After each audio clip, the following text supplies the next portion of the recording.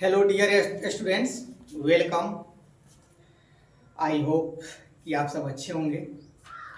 बच्चों, अभी तक आपको हमारे इस पीटीसी चैनल पे इंग्लिश ग्रामर की क्लास दी जा रही है और साइंस की भी क्लास दी जा रही है और ये कंटिन्यू भी रहेगी आगे।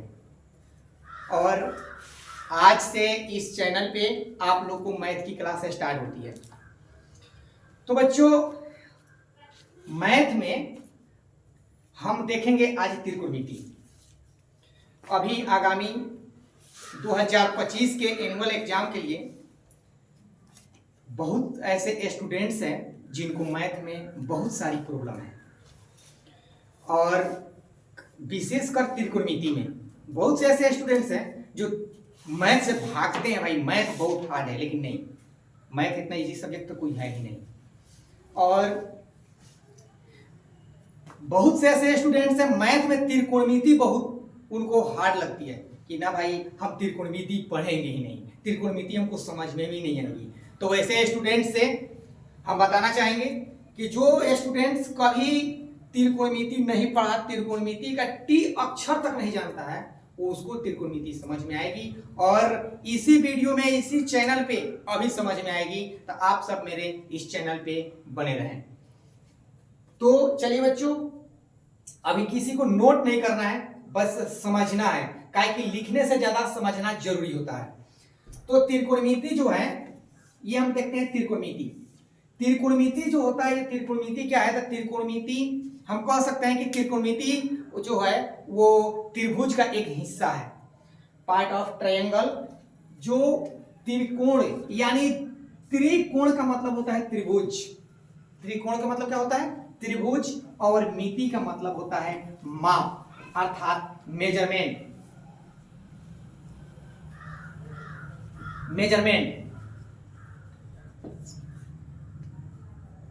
यानी हम बच्चों यहां पर देखेंगे कि त्रिकोणमिति का, हमने देखा कि त्रिकोणमिति क्या होता है, तो यहां पर हम कह सकते हैं कि त्रिकोणमिति जो है ये त्रिभुज है। क्या है? त्रिभुज का माप। त्रिभुज का माप ही त्रिकोणमिति होता है, मेजरमेंट ऑफ ट्रायंगल। तो सबसे पहले त्रिकोणमिति के लिए हम यहां पर देखते हैं कि इसके लिए हम बेसिक पहले जानेंगे, क्योंकि किसी भी चीज का जब बेसिक नॉलेज नहीं लेंगे तो हमको समझ में नहीं आएगा और ये बेसिक नॉलेज लेना बहुत इंपॉर्टेंट होता है। तो इसके लिए त्रिकोणमिति में, तो उसके बाद हम जानेंगे कि एग्जाम में क्वेश्चन आएंगे तो कहां से आएंगे। ऐसा नहीं है कि हम केवल 10th क्लास पढ़ लिए फिर हमको मैथ की जरूरत नहीं है। पढ़ने का उद्देश्य होता है आगे कॉम्पिटिटिव एग्जाम में निकालनी, फिर आगे आईएससी की तैयारी करनी होती है। तो उसके लिए तो एक त्रिकोणमिति जो होता है, इसमें कहां से एग्जाम में कहां से क्वेश्चन पूछता है, कौन कौन ऐसा सब्जेक्ट है, कैसा चैप्टर है। तो इसमें ऐसा नहीं है केवल 8 चैप्टर में हम त्रिकोणमिति पढ़ रहे हैं तो इसी से त्रिकोणमिति है, ऐसा नहीं है। यहाँ हाइट एंड डिस्टेंस, इससे भी क्वेश्चन रहती है हमारी एग्जाम में।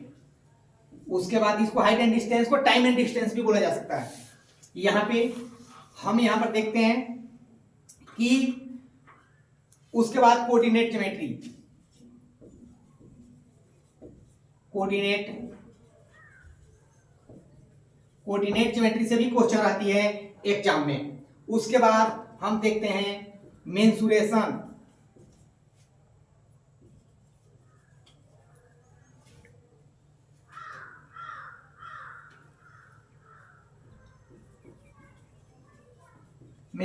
से भी अर्थात क्षेत्रमिति से भी हमारी क्वेश्चन एग्जाम में आती है। और उसके साथ साथ ज्योग्राफी से भी हमारे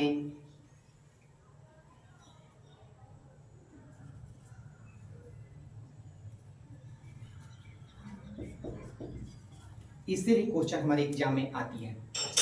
तो ऐसा नहीं है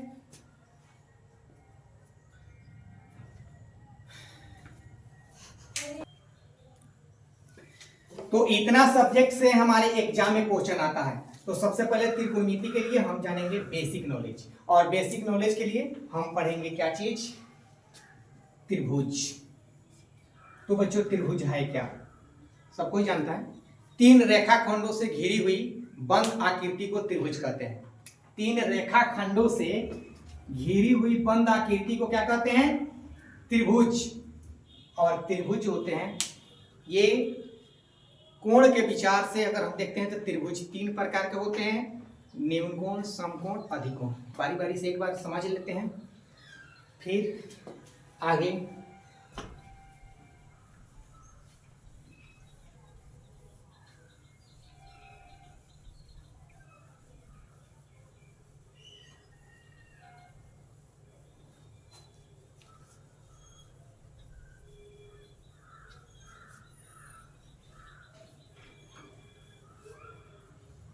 तो बच्चों हम यहाँ पे अब देखेंगे त्रिभुज। अब त्रिभुज का मतलब ये नहीं है कि हम इस चैप्टर में, इस वीडियो में त्रिभुज पढ़ाएंगे, त्रिभुज नहीं पढ़ाएंगे, बस सिर्फ त्रिभुज की एक बेसिक नॉलेज देंगे। त्रिभुज के लिए फिर हम चलेंगे 6 चैप्टर, तो उसमें हमारा त्रिभुज मिलेगा और त्रिभुज वहां पे विस्तृत रूप से हम लोग फिर पढ़ेंगे। तो त्रिभुज जो होता है, ये त्रिभुज कितने प्रकार के होते हैं?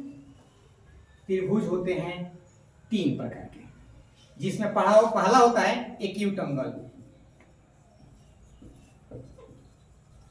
एक्यूट एंगल का मतलब क्या होता है कि न्यून कोण त्रिभुज।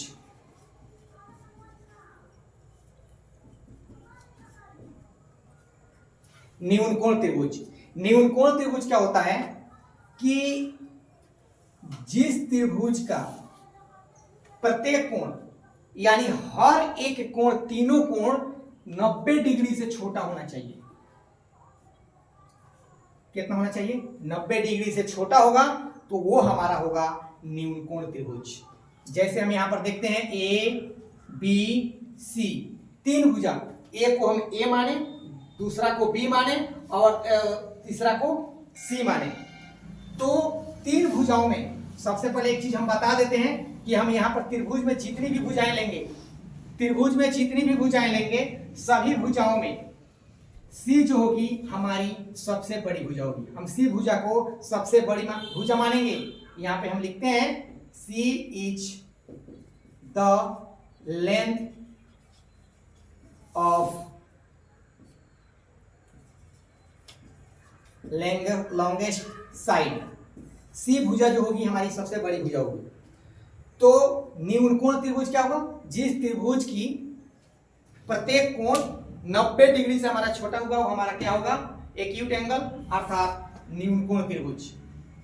तो इसके लिए सबसे पहले अगर कोण दिया हो तो हर कोई बता सकता है कि ये कौन सा त्रिभुज है, तो न्यून कोण त्रिभुज है, 90 डिग्री से छोटा है। लेकिन अगर कोण ना दिया हो, अगर ये हमारी भुजा की माप दिया हो, तो हम कैसे पहचानेंगे? तो इसके लिए हमारा क्या होता है? A square plus b square, A square plus b square, और ये जो होता है ए स्क्वायर बी स्क्वायर का जो मान होता है हमारा सी स्क्वायर से बड़ा होना चाहिए। ए स्क्वायर प्लस बी स्क्वायर यानी सी स्क्वायर से अगर बड़ा होगा तो हमारा ये एक्यूट एंगल होगा। जैसे हम यहाँ पर लेते हैं एक्यूट एंगल के लिए, यहाँ पर इसको हम 5 लेते हैं, इसको 6 लेते हैं, इसको 7 लेते हैं। हम जांच करते हैं कि ये हमारा एक्यूट एंगल है या नहीं है। इसके लिए हम क्या करेंगे? 5 का स्क्वायर करेंगे, बी स्क्वायर तो बी यानी 6 का स्क्वायर करेंगे, और ये सी स्क्वायर 7 का स्क्वायर करेंगे। तो 5 का स्क्वायर करेंगे 25, 6 का स्क्वायर करेंगे यानी इसका वर्ग करेंगे 36, और 7 का वर्ग करेंगे 49। इसको फिर हम ऐड करेंगे, 6 5 11, 1 हासिल 1, 3 2 5 1 6। हमने यहाँ पर देखा कि जो ए स्क्वायर प्लस बी स्क्वायर का जो मान है वो सी स्क्वायर से क्या है? बड़ा है। तो इससे ये हमारा प्रूफ होता है कि हमारा ये जो है ये हमारा एक्यूट एंगल है, क्योंकि ये ए बराबर 5, बी 6, सी कितना हुआ 7। तो हमने इस तरह एक वर्ग किया, तो अर्थात हम देख सकते हैं कि ए स्क्वायर प्लस बी स्क्वायर ये ग्रेटर देन होगा यानी सी स्क्वायर से। इससे जो बड़ा होगा तो ये हमारा क्या होगा? न्यून कोण त्रिभुज। दूसरा देखते हैं राइट एंगल। राइट एंगल त्रिभुज अर्थात समकोण त्रिभुज। समकोण त्रिभुज क्या होता है? तो जिस त्रिभुज का कोई एक कोण 90 डिग्री हो, कोई एक कोण कितना हो 90 डिग्री, तो हमारा समकोण होता है। सम मतलब बराबर, क्योंकि त्रिभुज के तीनों भुजाओं का योगफल होता है 180 डिग्री। तो त्रिभुज का तीनों भुजाओं का योगफल होता है 180 डिग्री। तो इसमें 80 180 का हाफ अगर हम करते हैं तो ये होगा हमारा 90 डिग्री। तो इसलिए त्रिभुज के अगर किसी त्रिभुज के कोई एक भुजा अगर 90 डिग्री हो तो हमारा क्या होगा समकोण त्रिभुज। इसमें हम देखते हैं ए बी सी, तो ए और बी सी तीन को भुजा हुआ। तो इसमें देखते हैं अगर इसका देखना हो तो इसके लिए क्या होता है, तो इसके लिए कंडीशन क्या होती है, a square plus b square equal c square, यानी ए स्क्वायर बी स्क्वायर का जो मान होगा सी स्क्वायर के बराबर होगा तो हमारा समकोण होगा, अन्यथा हमारा समकोण नहीं होगा। चलिए अब इसके लिए हम देखते हैं, इसके लिए एक एग्जांपल लेते हैं। तो इसके लिए जब हम एग्जांपल लेंगे तो हम लेते हैं इसको 3, इसको 4, इसको 5। मेरे प्रिय स्टूडेंट्स, अभी हम बोले हैं थोड़ी देर पहले ही कि हम जो भी त्रिभुज में C का जो हमारा मान होगा वो सबसे क्या होगा, वो बड़ा होगा। तो यहाँ पे A हो गया, हम इसको A बराबर हमने माना 3 का स्क्वायर प्लस B स्क्वायर, तो B का मान होगा 4 का square plus C square, C का मान होगा 5 का स्क्वायर। अब इसका हम करेंगे 3 3 9 4 चौके 16 बराबर 5 का स्क्वायर करेंगे तब 5 का वर्ग 25, 16 9 हम जोड़ेंगे तब 25 बराबर 25, अर्थात हमारा ये दोनों का मान बराबर आया ए स्क्वायर प्लस बी स्क्वायर बराबर सी स्क्वायर। तो ये हमारा क्या होगा समकोण त्रिभुज, अर्थात हम इसको कहेंगे कौन चीज, तो इसको हम क्या कहेंगे राइट एंगल। तीसरा हम देखते हैं बच्चों, तीसरा देखते हैं कि ऑब्ट्यूज एंगल, अर्थात अधिकोण त्रिभुज। अधिकोण त्रिभुज क्या होता है, तो जिस त्रिभुज का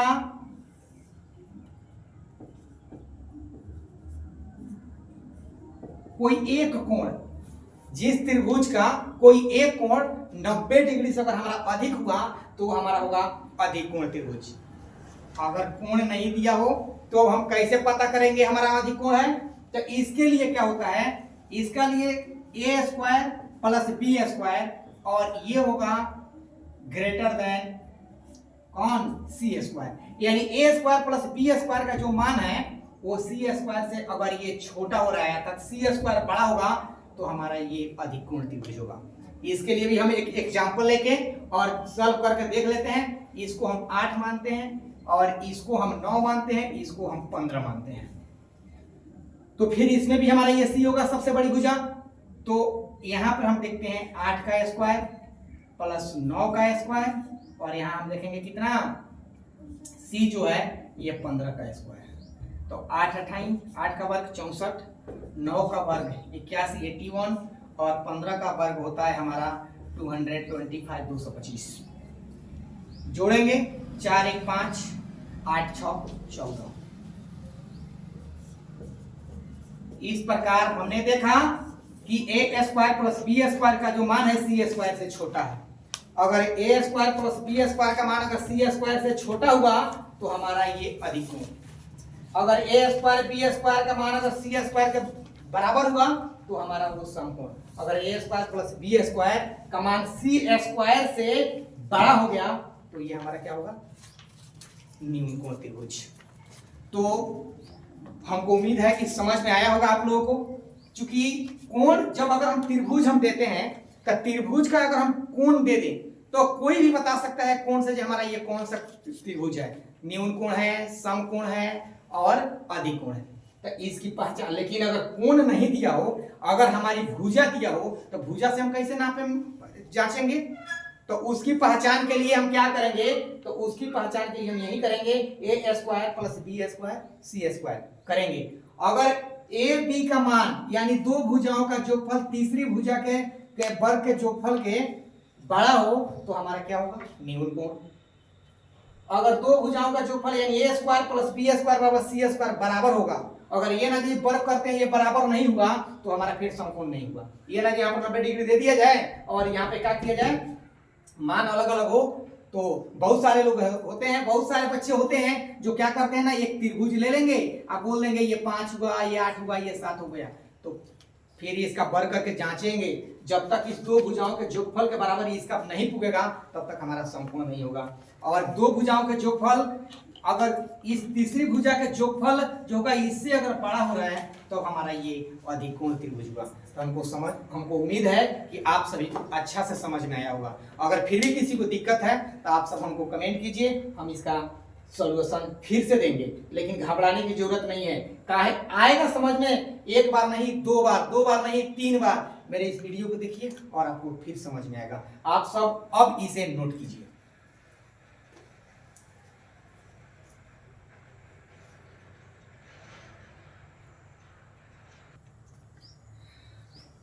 तो मेरे प्रिय छात्र, आप सबको ये समझ में आया होगा कि भुजा से हम त्रिभुज की कैसे जांच सकते हैं, कैसे ये ज्ञात कर सकते हैं कि acute angle, right angle, obtuse angle अर्थात निम्न कोण, समकोण और निम्न कोण।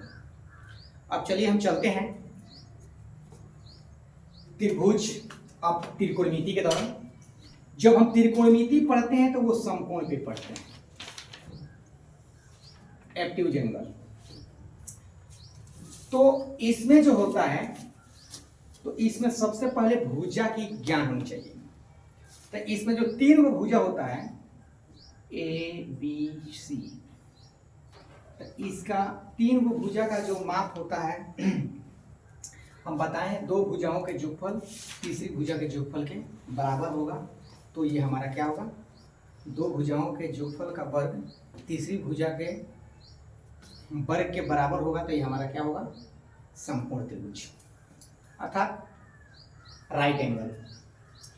तो यहाँ पे ये जो भुजा है, इस भुजा को, पहला जो भुजा है इसको हम नाम देते हैं पी। पी क्यों? क्योंकि इसका नाम होता है परपेंडिकुलर, और इसको परपेंडिकुलर को हम बोलते हैं लंब हिंदी में। इसका भुजा है बी और इसका नाम देते हैं हम बेस। बेस अर्थात आधार। ये होता है एच अर्थात इसको बोलते हैं हाइपोटेनस। हाइपोटेनस अर्थात कर्ण। ये परपेंडिकुलर,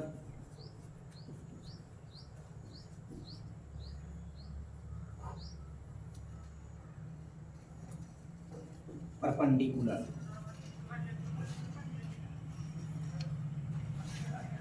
तो ये होता है कर्ण। अब जो होता है तो हम ये जानेंगे कि परपेंडिकुलर, बेस और हाइपोटेनस ये कैसे पहचानेंगे कि कौन सा परपेंडिकुलर है, कौन सा बेस है।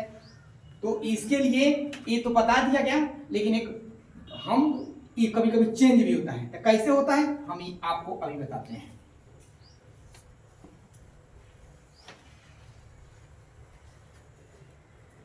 देखिए यहाँ पे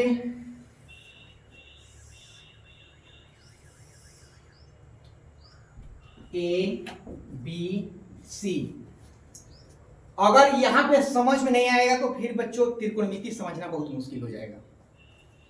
देखिए ये जो हमारा होता है, जैसे हम धरती पर खड़े हैं और हमारे सामने कोई भी चीज, जैसे हम धरती पर खड़े हैं और हमारे सामने कोई भी चीज अगर लंबी खड़ी दिखाई दे तो हमारा लंब होता है। जैसे हम धरती पर खड़े हैं, हमारे सामने कोई अगर पेड़ दिख रहा है लंबा, तो हमारा क्या होता है, अगर हम यहाँ से देख रहे हैं तो वो लंबा दिखाई दे रहा है तो वो मेरे लिए लंब होगा।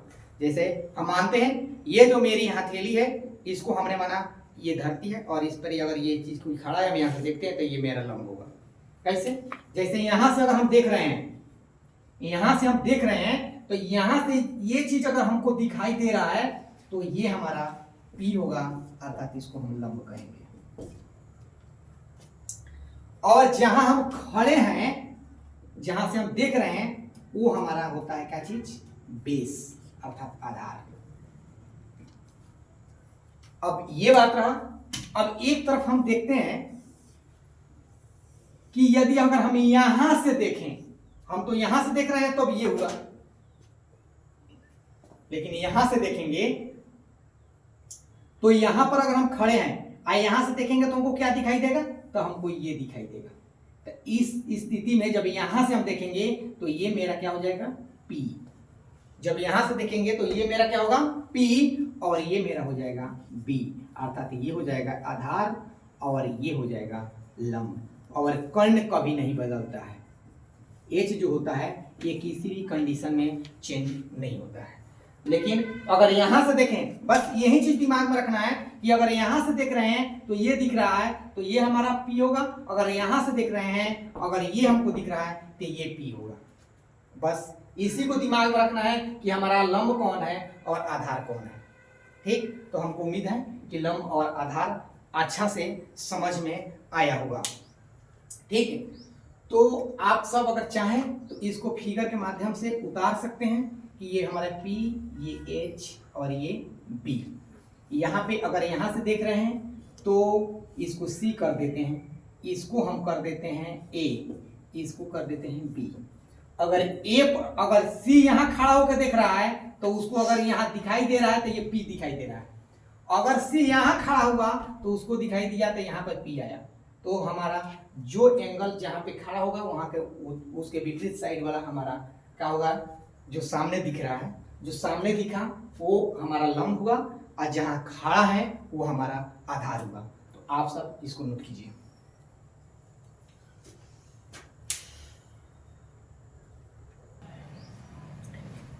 तो आप सब इसका फुल फॉर्म भी आप सब नोट कर लेंगे। परपेंडिकुलर,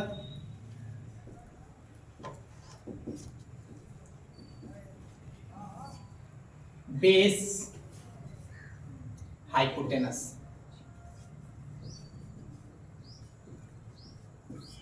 लंब, आधार, कर्ण। तो अब हम चलते हैं आगे। इसमें अगर इसका मान निकालना हो तो मान कैसे निकालेंगे। ठीक है,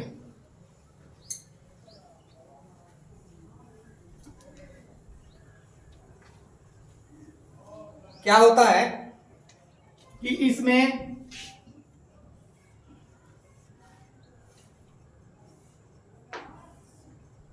ए बी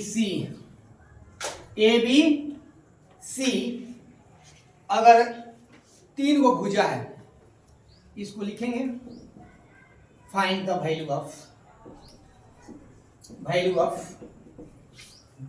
क्या होता है जब हम चैप्टर पढ़ेंगे तो समकोण में 2 भुजा दिया हो रहेगा, 1 भुजा नहीं दिया रहेगा, उस भुजा को ज्ञात करना है। कैसे ज्ञात करेंगे, जैसे हम यहाँ पर देखते हैं 3, 4 और ये 5।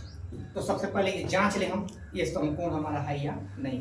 तो जांचने के लिए क्या बताया है, a² + b² इक्वल c², 3 का स्क्वायर प्लस 4 का स्क्वायर प्लस 5 का स्क्वायर, 3 × 9 प्लस 4 × 16 इक्वल 50, यानी 16 9 25 इक्वल 25। मेरा तो समकोण है। अब इसी पे हम देखते हैं कि अगर हमारा ये 2 भुजा दिया हुआ हो, तीसरी भुजा नहीं दिया हुआ हो, तो कैसे ज्ञात करेंगे। तो चलिए इसके लिए कुछ फार्मूले होते हैं, लेकिन बिना फार्मूला के ट्रिक के माध्यम से भी हम तीसरी भुजा ज्ञात कर सकते हैं। फार्मूला और ये ट्रिक देखो, यहां पे हमारा हुआ 3 4 5, 3 4 5, ये हमारा एक भुजा 3 और 4 और 5 है, तो ये मेरा क्या है, समकोण है। बस इसी का हम क्या करेंगे ना, आगे बढ़ेंगे। क्या होगा, 3 दूना 6, 4 दूना 8, 5 दूना 10। अगर किसी भुजा की माप 6 8 10 हो, त्रिभुज की माप, तो मेरा समकोण होगा। यहाँ पे हम देखेंगे 3 तिहाई 9, 4 तिहाई 12, 5 तिहाई 15। अगर कोई त्रिभुज हो, उसकी भुजा अगर 9 12 15 हो तो भी हमारा समकोण होगा। 3 चौके 12, 4 चौके 16, 5 चौके 20। अगर ये हो तो हमारा क्या होगा, समकोण होगा। फिर हम देखेंगे इसी प्रकार बढ़ते जाएंगे, 3 5 15, 4 5 20, 5 5 25। अगर 15 20 25 भी हो तो हमारा क्या होगा, वो हमारा समकोण होगा। इसी प्रकार बढ़ते जाएंगे, देख लेंगे 3 अट्ठे 24, 4 अट्ठे 32, 5 अट्ठे 40। तो ये भी हमारा क्या होगा, समकोण होगा। अब भुजा निकालने के लिए हम क्या करेंगे, इसके लिए हम देखते हैं कि हम पढ़े हैं कि दो भुजाओं का जोगफल का वर्ग यानी a square plus b square बराबर होना चाहिए क्या चीज, सी स्क्वायर। तो हम देखते हैं यहाँ पे अगर कोई भुजा, यहाँ पे जैसे यहाँ पे भुजा दिया गया 24, यहाँ दिया गया 32, तो कहेगा तीसरी भुजा यहाँ पर क्या करेगा। तो अब इसका मान निकालेंगे। यहाँ पे जैसे a बराबर दिया 24, b बराबर हो गया 32, तो c का मान क्या होगा। तो c का मान निकालने के लिए इसकी फार्मूला भी होती है, लेकिन बिना फार्मूला के कैसे निकालेंगे। तो एक भुजा 24, 32 होए तो तीसरी भुजा यहाँ पे हमको बात चाहिए। हमको याद है कि हमें यहां से पढ़ रहे हैं और समकोण में जा रहे हैं, तो यहाँ पर क्या कटाएंगे। अगर 24 को हम कटाएंगे क्या चीज से, 3 से, क्या चीज से, यहां से अगर हम कटाते हैं तो 8 तिरके किया क्या होगा 24। 32 को कटाएंगे क्या चीज से, 4 से, तो क्या होगा, यहां से क्या होगा, यहां 3 अट्ठे 24 और 4 से अगर 32 को हम कटाते हैं तो यहां होगा 4 अट्ठे 32, 3 अट्ठे 24, 4 अट्ठे 32। तो भाई अब 5 में भी यहां हम 8 से क्या करेंगे, मल्टीप्लाई कर देंगे, 5 अट्ठे 40 हमारी, अर्थात ये भुजा भी हमारी कितनी होगी, 40। ठीक है, समझ में आया। यानी 3 4 5 हम स्पष्ट करते हैं, यहाँ पर 3 आ गया 4 आ गया, तो हमारा तीसरी भुजा क्या चाहिए, 5 ही ना चाहिए। तो इसमें हम 3 से 8 से गुना किए, इसमें भी 8 से किए, तो इसमें भी हम 8 से कर देंगे, तो हमारा मान निकल जाएगा। यानी हर स्थिति में हमको यही याद रखना है 3 4 5, इससे भी अलग होता है। ठीक, तो उसका भी आगे हम बताएंगे। ठीक, तो आप सब इसको नोट कर लीजिए और इसी तरह आगे बढ़ते जाएंगे और हमारा ये आते रहेगा मान। अगर ऐसा ही अगर क्या होगा कि अगर ये बीच में अगर कभी 32 नहीं दिया तो यही मान, यही फॉर्मूला लगाएंगे। दोनों भुजा निकालना हो तो सिर्फ हमको देखना है 3 4 5, 3 4 5 की एक शॉर्ट फॉर्मूला है, इसके माध्यम से हम निकाल सकते हैं। ठीक, तो आप सभी से नोट कीजिए।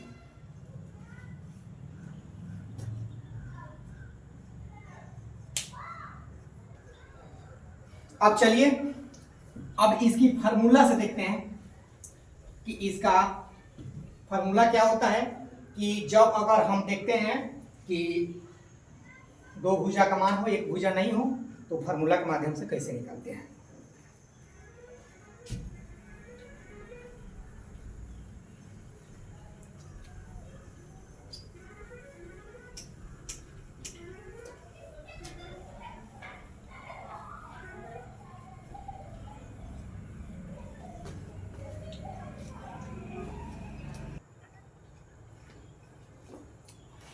चलिए अब हम चलते हैं फार्मूला के माध्यम से समझेंगे। ये मेरा समकोण त्रिभुज बन ABC। तो आप लोग समझ चुके हैं कि इस भुजा को हम क्या कहते हैं, P अर्थात परपेंडिकुलर। इसको क्या कहते हैं, B अर्थात बेस। इसको क्या कहते हैं, H अर्थात हाइपोटेनस। तो अभी हमने पढ़ा कि H स्क्वायर बराबर P square plus B square. यानी जो ये दो भुजाओं का वर्ग जो होता है, तीसरी भुजा के वर्ग के क्या होता है, बराबर होता है। ये रूल किसमें फ्लो होगा, समकोण त्रिभुज में। तो यदि अगर हमको H ज्ञात करना हो, P और B दिया हो, अगर हम मानते हैं इसका मान दिया, इसका मान दिया, ये मान ज्ञात करना हो, तो इसके लिए हम क्या करेंगे, H इक्वल, जब यहां से ये स्क्वायर हटेगा तो ये हमारा रूट अंडर चला जाएगा P square plus B square. तो मेरा पहला फॉर्मूला एक यहाँ तैयार है। उसी प्रकार हम देखते हैं कि अगर हमको P स्क्वायर देखना हो तो P स्क्वायर बराबर क्या होता है, B h square minus b square. अगर यहाँ पे हम स्क्वायर हटाते हैं, कोई भी चीज हम मैथ जब पढ़ते हैं तो आप लोगों को पता होगा, जब स्क्वायर हटते हैं तो ये हमारा क्या कहाँ चला जाता है, रूट में। तो यहाँ इसको हम रूट अंडर डाल देंगे, तो ये होगा h square minus b square. तो ये मेरा दूसरा फॉर्मूला है। अगर p निकालना हो तो h का स्क्वायर माइनस b का स्क्वायर रूट में डाल के करेंगे। अगर हमको b निकालना हो तो b स्क्वायर बराबर होता है मेरा h square minus p square. अगर इसका भी स्क्वायर हटाएंगे तो ये मेरा रूट में चला जाएगा h square minus p square root under. तो ये मेरा तीसरा भुजा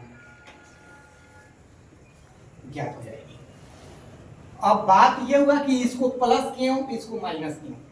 क्योंकि ये जो है ये एच जो होता है ये दोनों भुजाओं के जोगफल के वर्ग के बराबर होता है, तो इसलिए यहाँ पर प्लस किए हैं। लेकिन ये जो बड़ी भुजा है तो बड़ी भुजा में से ही छोटी भुजा माइनस करेंगे। और बहुत सारे बच्चे होते हैं इसको रटना चालू कर देते हैं, रटने की कोई जरूरत नहीं है, ये तो कंफर्म हो गया सबका। लेकिन अगर p निकालना हो तो h में से b घटाएंगे, अगर b घटाना हो तो h में से हम p घटाएंगे, आ जाएगा। देखते हैं कैसे। जैसे अगर हम देखते हैं कि अब एक हम एग्जांपल के तौर पर अब इसको अब देखेंगे कि यदि यहाँ पे हमारा मान दिया जाए 3 4 5, एक मान खत्म करते हैं, यहाँ पर निकालते हैं h।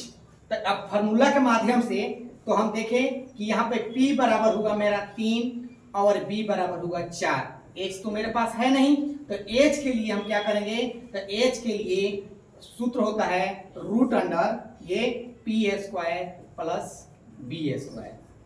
तो p का मान मेरा कितना होगा बच्चों, 3 का स्क्वायर करेंगे, b का मान कितना होगा 4 का स्क्वायर करेंगे तो 3 तिहाई 9 प्लस 4 चौका 16। इसको ऐड करेंगे कितना होगा 25 और इसका वर्गमूल कितना होगा 5। तो ये मेरा भुजा हुआ 5। तो ये इस तरीका से भी हम निकाल सकते हैं, ठीक है।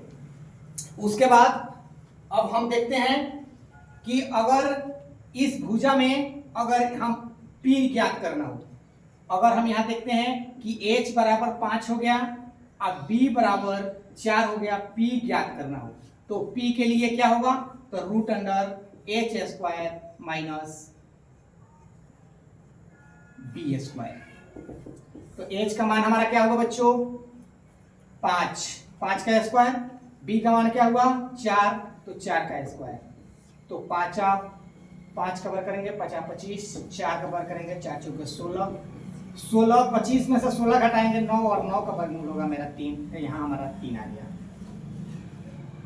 बस यही फॉर्मूला अपना के आप b का भी मान निकाल सकते हैं। तो हमको उम्मीद है कि आप सभी को यहाँ तक समझ में आया होगा कि हम तीसरी भुजा कैसे ज्ञात कर सकते हैं। अगर संपूर्ण त्रिभुज में 2 भुजा दिया गया हो तो हम तीसरी भुजा कैसे ज्ञात कर सकते हैं। अगर इसके इतना समझाने के बावजूद भी अगर आपको समझ में नहीं आएगा तो फिर इस वीडियो को 1 बार नहीं 2 बार 3 बार आप देखें, समझ में आएगा। नहीं समझ में आएगा फिर भी तो आप कमेंट कीजिए, पुनः इसकी क्लास हम देंगे। आप सब इसको नोट कीजिए, फिर हम b का मान निकालना बताते हैं।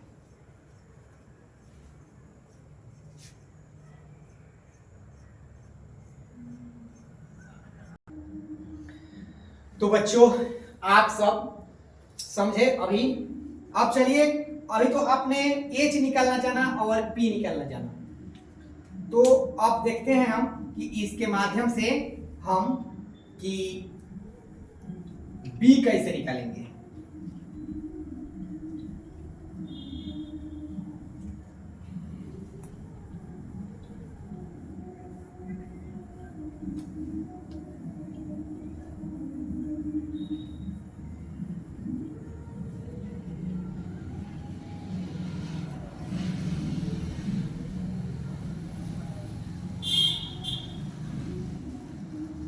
तो अब b निकालने के लिए यहां पर हम देखते हैं कि हमारा PHB, p बराबर दिया कितना 3, b बराबर नहीं है और h बराबर है कितना 5। तो b का मान हमको ज्ञात करना है। b का मान ज्ञात करने के लिए तो b बराबर हमारा यह सूत्र क्या कह रहा है, root under h square minus p square, h square minus p square. तो h का मान हमारा कितना हुआ 5, 5 का स्क्वायर माइनस p का मान कितना हुआ 3, तो 3 का स्क्वायर करेंगे।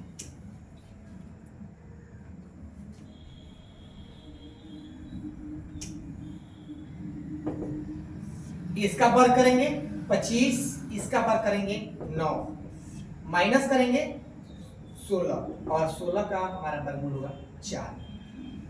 तो इस प्रकार हम देखते हैं कि PHB यानी परपेंडिकुलर, हाइपोटेनस और बेस हम कैसे निकाल सकते हैं। तो आज हम कुछ क्वेश्चन दे रहे हैं, इसको आप लोग प्रयास कीजिए कि हाँ हम निकाल सकते हैं। कैसे h निकालेंगे, कैसे b निकालेंगे, कैसे p निकालेंगे। हमको उम्मीद है कि आप सबको परेशानी तो नहीं होनी चाहिए, ठीक है। प्रयास कीजिए, क्योंकि देखिए मैथ जो होता है ना अभ्यास का चीज होता है। जितना ही प्रैक्टिस करेंगे, जितना ही अभ्यास करेंगे, उतना ही हमारे लिए मैथ इजी होगा। अगर हम मैथ नहीं पढ़ें तो फिर इजी नहीं होगा। तो बच्चों थोड़ी सी लाइट प्रॉब्लम हो गई थी, तो आई होप कि आप सबको समझ में आ गई होगी कि ये ट्रायंगल जो है वो एक्यूट एंगल, राइट एंगल और ऑब्ट्यूज एंगल यानी न्यून कोण, समकोण और अधिक कोण। और उसमें जब हम ऑब्ट्यूज एंगल समकोण की बात करते हैं तो समकोण में 3 भुजाओं को ज्ञात, 3 भुजाओं में से 2 कोई भी भुजा दी गई हो तो तीसरी भुजा को ज्ञात भी आप लोग बहुत आसानी तरीके से निकाल सकते हैं। तो हम कुछ क्वेश्चन देते हैं, उसको आप लोग सॉल्व कीजिएगा।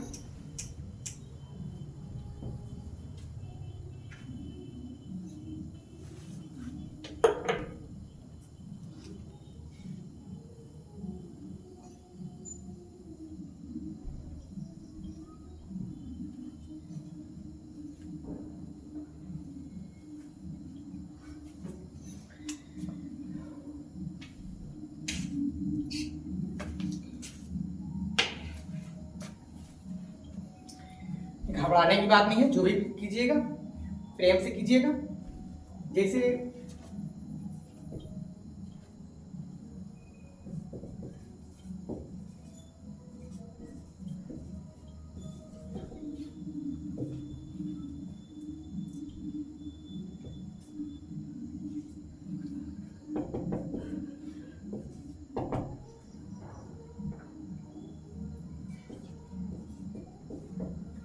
पहला हमने लिखा कि P इक्वल 12 है, B इक्वल 16 है, तो H का मान इसमें हमारा क्या होगा। दूसरा हम लिखते हैं कि भाई दूसरे बच्चों दूसरे में हम लिख देते हैं कि यहाँ पर अगर H बराबर 75, P इक्वल अगर 60 है तो B का मान क्या होगा। तीसरा क्वेश्चन आपका यह है कि अगर B का मान अगर 48 है और H का मान इसमें 60 नहीं, अगर B का मान हम 48 रखते हैं, H का मान 60 रखते हैं, तो इसमें हमारा P का मान क्या होगा। ठीक है, तो आप सभी बच्चे इस क्वेश्चन को सॉल्व कीजिएगा, परेशानी नहीं होनी चाहिए। और इसके साथ ही हम नेक्स्ट वीडियो में इसके हम आपको बताएंगे कि जो त्रिभुज है, इस त्रिभुज के लिए यहाँ पे ऑब्ट्यूज एंगल राइट एंगल में हम देखते हैं कि यहाँ पर P, B और H में क्या रिलेशन है, इसके लिए इसमें साइन थीटा, कॉस थीटा और टेन थीटा को पढ़ना होता है। तो ये भी हम त्रिकोणमिति की कोई भी फार्मूला रटने नहीं देंगे, जो भी फार्मूला होगी हम ऐसा बताएंगे कि आपको आपको वीडियो देखते ही दिमाग में टेकअप होगी। ठीक, तो इसके लिए हम आपको नेक्स्ट वीडियो में ये बताएंगे कि साइन थीटा का मान, कॉस थीटा का मान, टैन थीटा का मान कैसे होता है और फिर त्रिकोणमिति की क्वेश्चन कैसे सॉल्व करेंगे। ठीक, तो आप सबको ये वीडियो मेरा कैसा लगा, ठीक है, आप सब कमेंट के माध्यम से मुझे बताएंगे और इसके बाद वाले वीडियो में फिर क्लास चलती रहेगी। हमारी कोशिश रहेगी हम लोग की कि हमारे इस चैनल के माध्यम से आप सभी को ऑल सब्जेक्ट की तैयारी अच्छी तरह से कराई जाए ताकि आप लोगों की जो रिजल्ट हो बेटर हो। ठीक है, तो आप सबको अगर कोई भी चीज में अगर जहां भी समझ में कोई परेशानी है तो हम लोग के कमेंट के माध्यम से आप सब बताएं और इसके वाले नेक्स्ट वीडियो में फिर साइंस की क्लास आपको दी जाएगी, उसके बाद इंग्लिश ग्रामर की क्लास दी जाएगी, संस्कृत की क्लास दी जाएगी, हिंदी की क्लास दी जाएगी और इसके साथ ही बहुत ही जल्द मतलब 2 से 3 दिनों में 12th क्लास के लिए भी हिस्ट्री और साइकोलॉजी, पॉलिटी, हिंदी जो भी है सब क्लास सब सब्जेक्ट दी जाएगी। वैसे बच्चे अगर जिनको परेशानी हो किसी भी सब्जेक्ट में तो आप सब मेरे इस चैनल के माध्यम से जुड़ें और अपनी परेशानी को सॉल्व करें, क्योंकि शिक्षा ऐसी है कि अगर जब हम शिक्षित नहीं होंगे तो फिर हमारे जीवन अधूरा है। ठीक, और इस शिक्षा के लेने के लिए कुछ ना कुछ तो करना पड़ेगा। ठीक है, तो हमारी इस चैनल को चलाने का मुख्य उद्देश्य यह है कि दूर बैठे बच्चे भी मेरे इस चैनल के माध्यम से जुड़ के और अपनी एजुकेशन को पूरा कर पाएँ, अपनी फ्यूचर संवार पाएँ। ठीक है, तो अगर इसमें बहुत सारे ऐसे बच्चे हैं जो पुअर फैमिली से बिलोंग करते हैं, जिनके पास पैसा की दिक्कतें हैं, ठीक, वैसे बच्चे भी इस चैनल के माध्यम से जुड़ेंगे और घर बैठे अपनी सॉल्यूशन पूरा कर पाएंगे। तो और इंग्लिश की ग्रामर की जो क्लास है, ग्रामर की क्लास जो चल रही है वो तो चलती ही रहेगी, लेकिन जैसे अब समय बहुत कम ही बचा है तो इसके लिए हम चाहेंगे कि आप सबके लिए वॉइस नारेशन जो भी हो वो क्लियर करा दिया जाए कि एग्जाम में कहीं दिक्कत नहीं होगी। इसके नेक्स्ट वीडियो में सब चीज आप लोगों को दी जाएगी। तो बच्चों, आप सबको ये वीडियो कैसा लगा, ठीक है, आप सब इसको कमेंट के माध्यम से बनाएं और अभी अपने दोस्तों को इसको क्या करें, शेयर करें, कमेंट करें, सब्सक्राइब करें और बच्चों बेल आइकन को भी दबाएं। और अभी 2 घंटे बाद आप सबको हमारे रणधीर सर के माध्यम से आप सबको साइंस की क्लास भी दी जा रही है। तब तक आप सब इस मैथ को देखें और समझें, घबराने की जरूरत नहीं है। मैथ में किसी भी चैप्टर में अगर विशेष किसी को दिक्कत है तो आप कमेंट्स में बताएं, हम उस चैप्टर की सॉल्यूशन देंगे। ठीक, चाहे वो चैप्टर हमारा इक्वेशन हो, कोऑर्डिनेट ज्योमेट्री हो, हाइट एंड डिस्टेंस हो या फिर कंस्ट्रक्शन हो, मेंसुरेशन हो, स्टैटिक्स हो, जो भी हो आप हमको बताएं। हमारी कोशिश रहेगी कि आपकी परेशानी हम दूर कर दें। ठीक है, तब तक आप सब इसको देखें। और बच्चों, अभी तुरंत ठंडी की मौसम आ रही है, ये ना जी भाई हम खाएं सोएं और नींद लें। खाना पीना सोना तो हमेशा है, लेकिन अपना फ्यूचर बना लें, काहे कि फ्यूचर बनेगी तो सब चीज़ बेटर होगा। ठीक है, जो एजुकेशन है, जो एजुकेटेड पर्सन है वो जहाँ भी रहेगा उसकी एक मान सम्मान अलग रहेगी, उसका फ्यूचर भी बेटर होगा।